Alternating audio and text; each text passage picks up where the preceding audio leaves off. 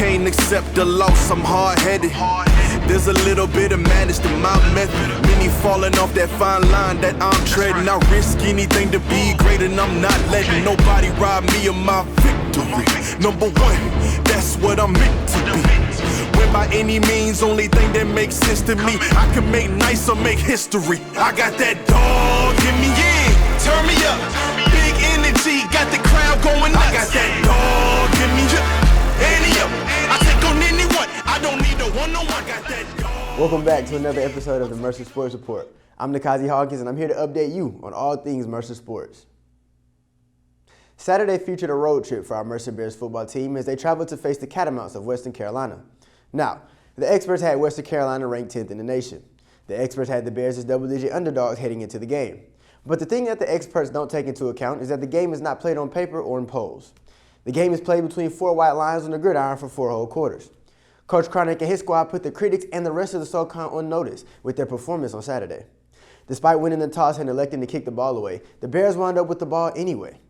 Bryce Addison's 61-yard kickoff to Western Carolina wound up in the hands of Mick Wasson, flying down the field like he was shot out of a cannon and forcing a fumble that was recovered by Isaac Prince deep in Catamount territory. This led to a Carter Peavy rushing touchdown to give the good guys an early advantage on the scoreboard.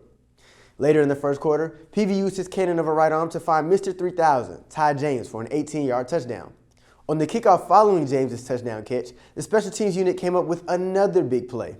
Christian Davies hit the Western Carolina ball carrier so hard that he forgot that he was on the other team and decided to give the ball right back to Mick Wasson, who returned it for 24 yards and a touchdown.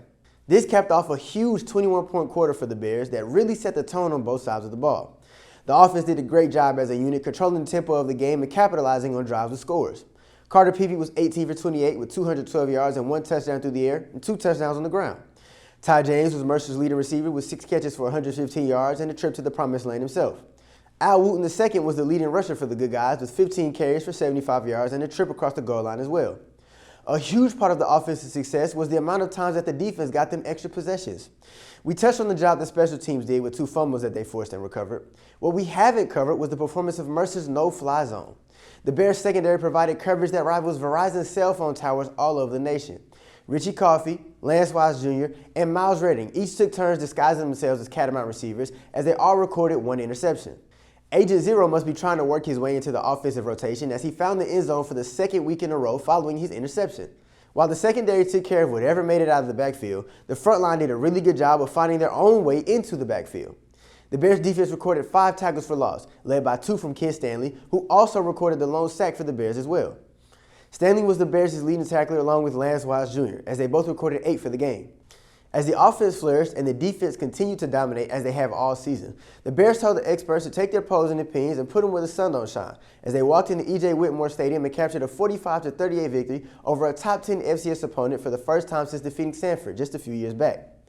While this will help the Bears' playoff hopes, they're looking to keep their win streak rolling this week as they hit the road to face the Citadel on Saturday, November 4th at 2 p.m. This game will be available for streaming on ESPN+.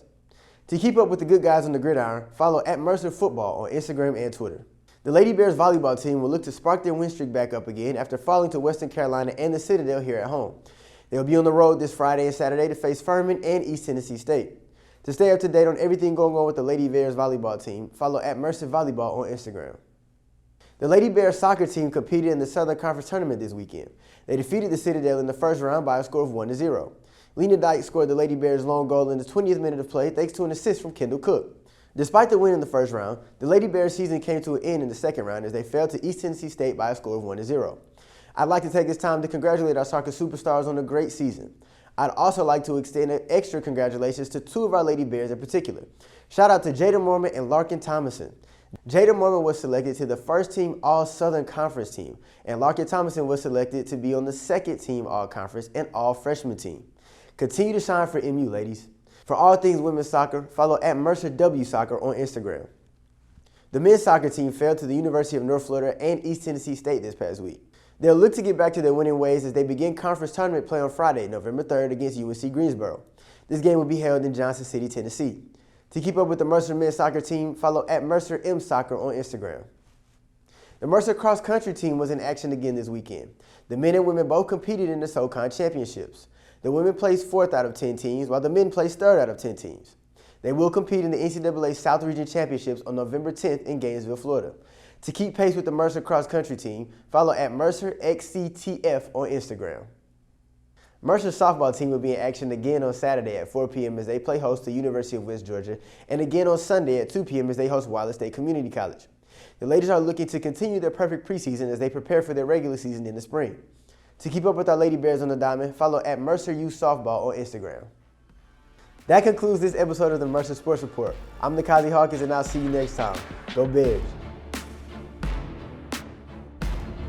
That concludes, let me take my hands out of the shot. I'm not doing that. Welcome back to another episode of the Mercer Sports Report. I'm Nikazi Hawkins, and I'm here to update. Ooh, Jesus.